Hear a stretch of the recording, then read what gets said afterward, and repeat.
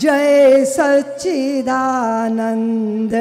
जग पावन, असी कह चले ओ मनोजन सावन। चले जात शिव सती समेता, पुनि पुनि पुलकत कृपानी के। आंखें भर आई है, कंठ गदगद है, वाणी अवरुद्ध हो गई है, रोम रोम द्रवित हो गया है। कैसा दर्शन! आंखों से दर्शन करके तृप्ति नहीं होती, लगता है कदाचित सारा शरीर आंखें हो जाए। इतने नेत्रों से अपने प्रभु को निहारूं और फिर भी निहारने की प्यास ना बुझे, प्यास ऐसे ही बलवती बनी। चित्त की दशा ऐसी है। कभी कभी हमारा जीवन साथी भी हमारे चित्त को नहीं समझ पाता, नहीं समझ पाता। जीवन साथी है, बिस्तर एक है, बिछोना एक है, साथ है, लेकिन नहीं समझ पाई। कौन समझ सकता है? सती नहीं समझ पाई। सती सो दशा शंभु कह देखी। ये इनको क्या हो गया? लगता है इन्हें इश्क हो गया, प्रेम हो गया एक साधारण व्यक्ति से जो ऐसे रुदन कर रहा है व्याकुल होकर। वो भगवान है, उन्हें ये नहीं पता कि उनकी स्त्री किसने चुरा ली, और अगर चुरा भी ली तो धैर्य तो होना चाहिए, कुछ तो संयम होना चाहिए। इस तरह, और इतना भी विवेक नहीं कि वृक्षों को पूछ रहे हैं, वल्लरियों को पूछ रहे हैं, ये भी नहीं पता कि जड़ क्या उत्तर देंगे। इस सती के चित्त में है। देखिए जरा, शंकर जगत बंधे, मेरे शंकर। सुर नर मुनि उनको शीश निभाते हैं। ये इनको क्या हो गया? भगवान सोच रहे हैं कि सती के चित्त में संदेह है, अब तो क्या होगा, क्या हो सकता है।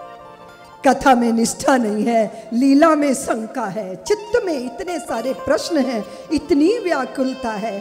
फिर क्या करोगे भाई? आप विरंची भी हो जाओ, आप अगर शंकर भी हो जाओ, संसार समझेगा, पर घर वाले समझे ये जरूरी।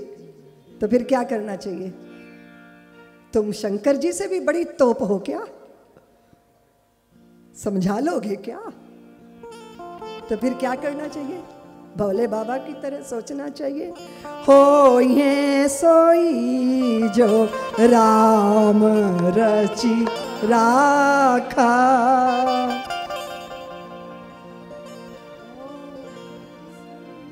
सोचना चाहिए ना कि भगवान जो चाहेंगे सो होगा। को कर तर्क, ये सूत्र हैं जीवन के, ये कथा नहीं है। ये कथा जिंदगी की व्यथा को मिटाने की बूटी है। आप होगे दुनिया भर के अध्यक्ष, दुनिया भर के ईश्वर। बाहर आपकी आभा बड़ी है जी, आपका औरा बहुत खास है, पर घर वालों पे आपकी चल जाएगी ये जरूरी नहीं है। इसलिए ज्यादा न तड़फा करो। यही सूत्र दिया है भोले बाबा ने। होइए सोई जो राम रची राखा, को कर तर्क बढ़ावे। फिर क्या करना चाहिए? असी कह लगे जपन हरि नाम, बस भगवान का नाम ही आश्रय है। इसलिए इधर उधर क्या झांक रहे हो भैया? श्री राम के बिना कहाँ आपका ध्यान है? जिंदगी की परिस्थितियां प्रतिकूल हो, अनुकूलता ना हो। देखो, जब छोटे अवज्ञा करते हैं ना तो मन में क्लेश होता है, लेकिन जब बड़े समझदार होकर अवज्ञा करते हैं तो चित्त में विषाद आता है। समझ गए आप? समझदार होके ना समझी करो, व्याकुलता तो होती है ना। तो फिर आश्रय क्या है? भगवान का नाम ही आश्रय है। दो सूत्र हैं, प्रार्थना और प्रतीक्षा। आप प्रभु को प्रार्थना करो और प्रभु के मिलन की प्रतीक्षा करो। और आप संशय करेंगे और परीक्षा लेंगे तो फिर दुर्दशा होगी। दुर्दशा हुई परीक्षा लेने के लिए। और फिर भेष बनाया सीता का। आप किसी का भेष धारण कर सकते हो, सूरत बना सकते हो वैसी, पर सीरत कहां से लाओगे वैसी? रूप तो बन जाएगा, स्वभाव कहां से आएगा? जानकी का भेष बनाकर सती भगवान की परीक्षा लेने गई। देखिए जरा, दुर्भाग्य देखिए, दुर्भाग्य। बड़ों बड़ों के पास रहकर भी जब बुद्धि संयमित नहीं होती तो दुर्भाग्य के लिए द्वार खोल देते हैं। सौभाग्य को भी निमंत्रण दिया जाता है और दुर्भाग्य की भी निर्मिति की जाती है। और स्मरण रखना, नियति अपना असर दिखाती है, लेकिन अगर नीति अच्छी हो और नियति अच्छी हो, नियत अच्छी हो और नीति अच्छी हो, तो नियति कुछ बिगाड़ नहीं सकती। हम स्वयं निर्मित करते हैं। अगर हमारे आसपास संशय है, अगर संदेह है, बस बड़ों को अहम होता है, छोटों को बहम होता है। अहम और बहम मिलन नहीं होने देते। कैसा अहंकार और कैसी भ्रांतियां। साक्षात भगवान लीला कर रहे हैं और जिनकी पूजा संसार करता है वो सच्चिदानंद कह के प्रणाम कर रहे हैं, तो विचार करने का तो कोई विषय नहीं था ना। परीक्षा लेने गई। लक्ष्मण दीखयु मां कृतवेषा,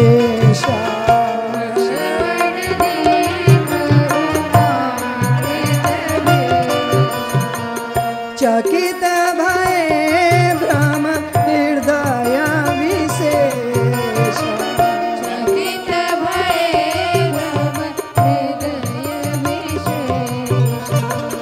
सती कपट जाने ओ सुर स्वामी, सती कपट जाने ओ सुर स्वामी। सब दर्शी सब अंतर जान, सब दर्शी सब अंतर जाने। निज माया बल हृदय बखान, निज माया बल हृदय बखाने। बोले व्यासी राम मृदु बाण, बोले बिहसी राम मृदुबानी। जोर पानी प्रभु कीन प्रणाम, जोर पाणी प्रभु कीन प्रणाम। पिता समेत लीन निज नाम, पिता समेत लीन निज नाम। सती ने सीता का भेष बनाया। आगे आगे आगे आगे चल रही है। जानकी कदाचित कभी भगवान के आगे आगे नहीं चलती। आगे रघुनाथ है, पीछे लक्ष्मण है, बीच में हाँ, उभे बीच सिए सोहति कैसी, ब्रह्म जीव बीच माया जैसी। सूरत तो बना ली पर सीरत नहीं है। वो विनम्रता नहीं है, वो सहजता नहीं है। लीलाधारी भगवान रुदन कर रहे थे जानकी के विरह में। और रुदन करते करते जब उन्होंने सती को देखा तो बिहसे हंस पड़े, मुस्कुरा दिए, अपना परिचय दिया। सोचा कहीं सती ये ना समझ ले कि मैं परशुराम हूं, तो बोले मैं दाशरथी नंदन राम हूं माते। और आप क्या कर रही हैं इस घोर जंगल में, अकेली कहाँ है? भगवान ने कहा, काहे ओ बहोरी कहाँ वृष के तुम, कहे ओ बहोरी कहाँ वृष के तुम। विपिन अकेल प्रिय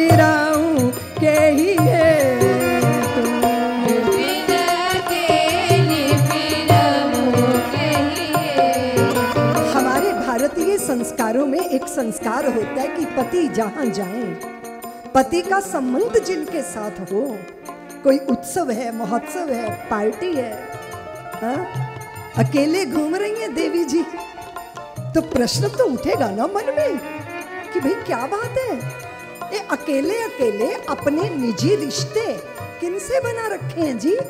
भारत की एक विधा है, भारतीय देवियों के लिए एक निश्चित की गई मर्यादा है, और जीवन में अगर पतन से बचना है तो स्मरण रखिएगा, बड़ों के चरणों का अनुगमन करना चाहिए, मनमानी नहीं करनी चाहिए, नहीं तो प्रश्न तो होंगे ना, प्रश्न तो होंगे।